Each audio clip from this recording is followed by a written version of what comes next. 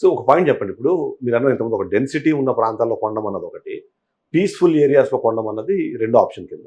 ఇప్పుడున్న పరిస్థితుల్లో సరే ఈ ఉరుకులు పరుగుల జీవితాలు అందరికీ ఉన్న నేపథ్యంలో జేఎం గ్రూపు డెవలప్ చేస్తున్న వెంచర్స్ గానివ్వండి, ఇప్పుడు కడుతున్న విల్లా ప్రాజెక్ట్ గానివ్వండి, అంత పీస్‌ఫుల్‌గా ఉంటాయా? ఒకటి జేఎం గ్రూప్ సెలెక్ట్ చేసింది ఒక నేషనల్ హైవేస్ పక్కన ఓఆర్ఆర్కు 200 మీటర్లు 1 కిలోమీటర్ డిస్టెన్స్. మన వెంచర్స్ నుంచి ఒక ప్లాటింగ్ వెంచర్ అయినా విల్లా ప్రాజెక్ట్ అయినా జస్ట్ ఫ్యూ మినిట్స్ ఆఫ్ జర్నీలో ఓఆర్ఆర్ ఎగ్జిట్లను హైవేని రీచ్ అయ్యే విధంగా ఉన్నాయి.